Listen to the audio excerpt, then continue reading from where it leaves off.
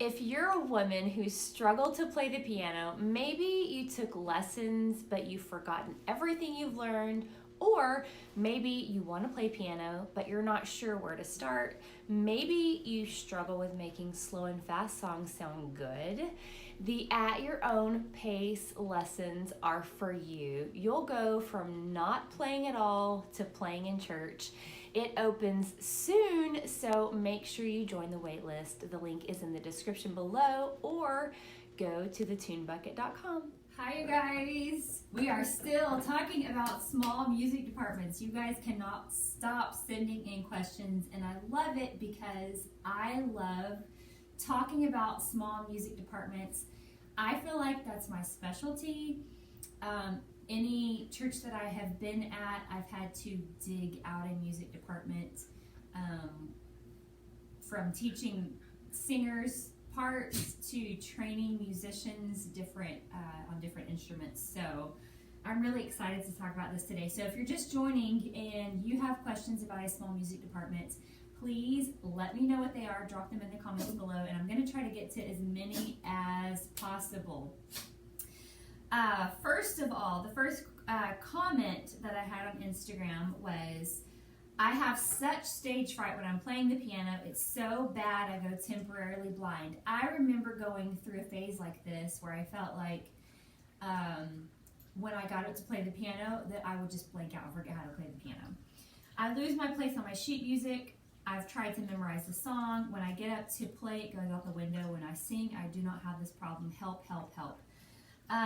So I think the answer to your question, I'm just answering this from my experience, is probably more practice time. I'm not sure how much time you're able to devote to playing. It seems like a lot of us it's easier to fake singing than it is to fake playing. Even if you had a chord chart, sometimes you can go blank and forget what to play. So I would say, if you can set aside more time in the week to play, if you're trying to learn a song the night before, that would not work for me. I would go blank too.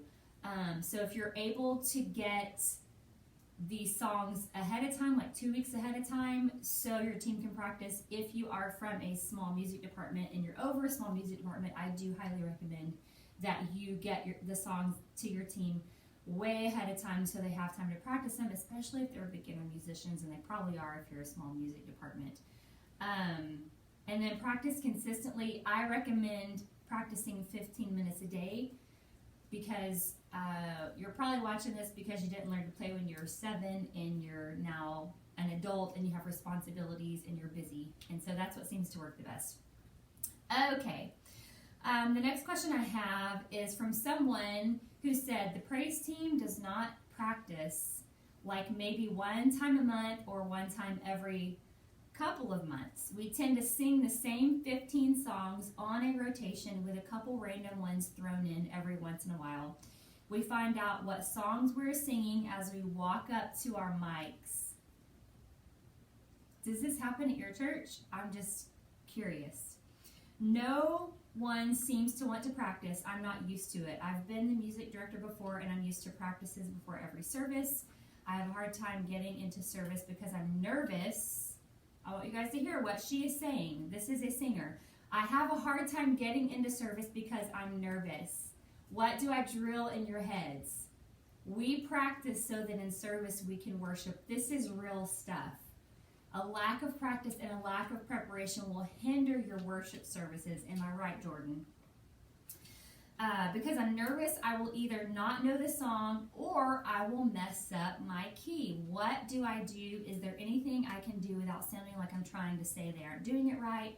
I want to stay on the praise team, but it makes me so nervous every time I get up there. Please help. Without knowing exactly how your situation is in your local church, you could maybe send them some tip videos like this video on Instagram, whoever is over your music, or maybe the pastor's wife, the pastor. Just say, hey, I thought this would help our music department. I know we're wanting to make it better. And kind of start feeding them that way with information. Maybe it's that they are not exposed. Maybe they don't know But I would do that. Maybe send them this account. Send them the whole Tune Bucket account. I'll preach to them for you. And, you know, you can make helpful suggestions. I do respect that you are trying to keep in your place, and I think that is important, especially when you have those leadership tendencies in you. But find resources you can expose them to or send to the leaders on your team, and hopefully that should help. Okay, next question. Somebody needs help with practice, organization tips, and vocal coach helps for training harmony. Okay, we'll start with the practice organization tips. So if you're going to have a practice as the leader, you have to show up prepared. If you're not sure of how the song goes, or if you're not sure of all the parts, if you're not sure what the interludes sound like, if you've never practiced a song as a musician, if you don't know how the intro goes, then let's work backwards. Before a rehearsal ever starts, you need to walk into that rehearsal knowing how every part of the song goes, knowing exactly how you're going to arrange every part. You're going to know what the soprano part, the alto part, the tenor part is. You have to be prepared as the leader, because when I go into rehearsal, it's very easy for us in a rehearsal to learn 3 new songs. That's probably the limit that I would say, unless you're wanting to kill yourself for a rehearsal. So when we learn 3 new songs, I go in, I know those songs like the back of my hand, and I'm working with singers, okay? If I went into a rehearsal and I was scattered and scared and frustrated, and I was like, wait, what's that part? Oh, I'm not sure, hold on, let me listen. Then my singers or my musicians are they're gonna see I'm not prepared, and they're gonna start losing faith in me, and that's not what I want. I want to approach a rehearsal as a confident leader. Come over prepared. And teach confidently. I laugh because I tell our singers and musicians, there have been times in sound checks when I'll say, let's do the part this way, and it's wrong. It is wrong, but because I say it confidently, they're like, okay, we'll do it. They never even question whether what I told them was wrong or right. Now, it sounded fine, but it wasn't like the recording, which is what I mean when I say wrong. Okay, so now we're talking about vocal coaching. Do you have vocal coaching helps for training harmony? So we are stuck on the Cheryl Porter vocal series. I love it. She's an incredible vocal coach, vocal trainer. She has a series that you can purchase, and we actually play this at our vocals rehearsals as our vocal coaching portion of the rehearsals. And so we'll go through a whole session with her, a whole video. And I have my singers do all the exercises, all the warm-ups, everything that's involved in that session, and that's really helped their vocals. As far as harmony, I do know there are places that you can purchase tracks for the songs you are learning with the parts already recorded. We don't do those, so I can't point you to a location, but somebody on here, if you know where that location may be, do you mind putting it in the comments so that we can share that with everybody? Okay, next question. People always being late for practice. We don't have enough people as it is. Okay. This may be a little scary, but here's what I want you to do. As the leader, when you come to rehearsal, you have to be there early. I tell my team this. If I'm asking you guys to come early, I have to be there earlier, so it's no fun for me either. It's a sacrifice for both of us. You have to be there early. The second thing is start on time. Even if you're starting by yourself, I will start band rehearsals playing by myself. No bass, no drums, no organ, no drum loop. This very rarely happens now. It happened more in the beginning, although it did happen this week. I was just playing by myself, started practicing the song, and when they got there, oh, we've already practiced that song. Sorry, I would start there. Then, maybe a couple months down the road, if you're the leader, start setting expectations. All right, guys, we're moving toward, we're going to make our music department better. We're really wanting to make our band better, so here's what we're going to do. We're going to start requiring that you come to rehearsals on time if you want to play. That's how I would say it. Instead of saying, if you don't come, you don't play. Say, you have to be on time if you want to play. And so they might start testing you. You'll have to be prepared to actually enforce that. But when your rehearsals start on time and people start seeing that you're starting on time, they'll start showing up. It might take a couple months to implement this, but don't be afraid to start a rehearsal by yourself. Okay, next question. Tips to create a music department. Tips to create a music department. Okay, we're talking from the ground up. We are too willy-nilly at our church and don't know where to start. So I would start with having a meeting with your church.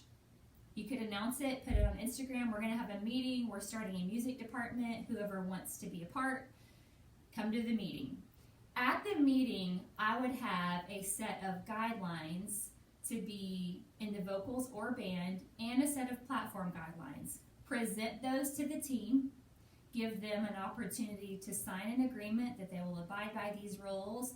Set all of your expectations for rehearsals, for services, dress codes, anything you can think of, put in those booklets so they'll know up front what they're signing up for.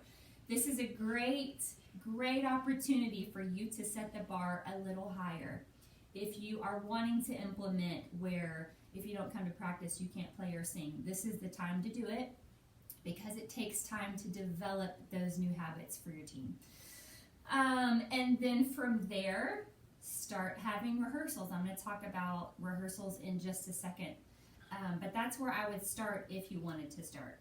Next question, tips on conducting a successful music practice. As I said before, if you're going to have a music practice, you have to come in overly prepared and overly confident.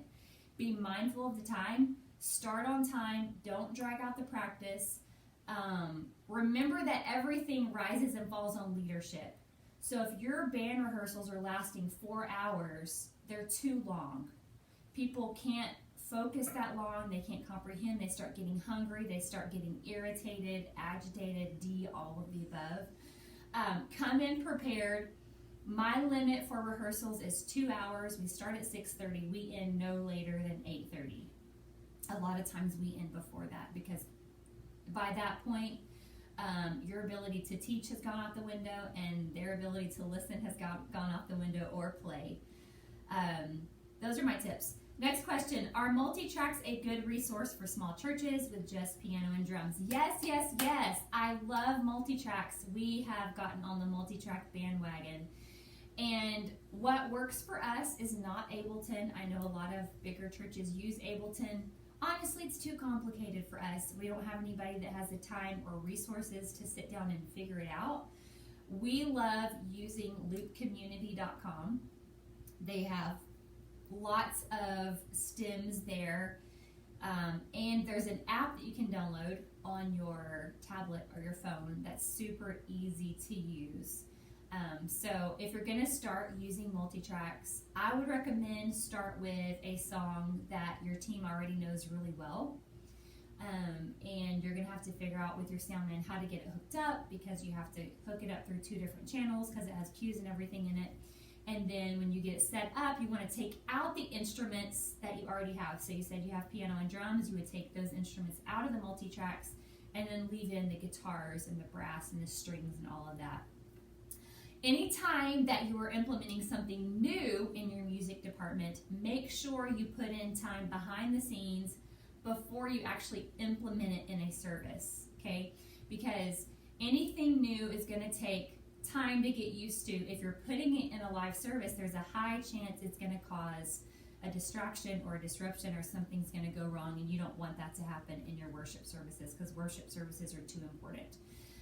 So maybe take 2 months to practice with a multi-track before you do it in live service, but yes, I highly recommend doing that. Okay, next question. How often should a home missions music department get together to practice?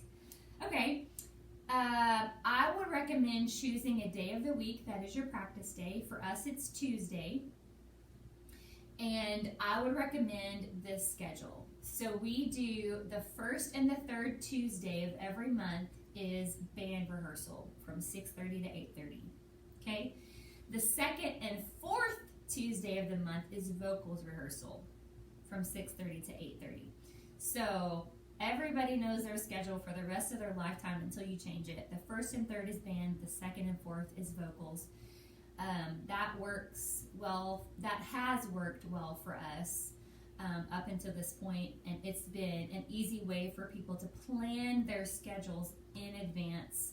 If they need to go out of town or do vacation or whatever, they're trying to plan around your rehearsal times. They don't have to keep asking you, like, when is rehearsal? I'm big on setting stuff that's kind of like on rotation, where you don't have to think about it and you don't have to come up with a rehearsal time for this month and a rehearsal time for next month. Like, it's the same thing every month. It makes it so much easier for people, especially because everybody's so busy. So, if you have any more questions about small music departments, I love answering these.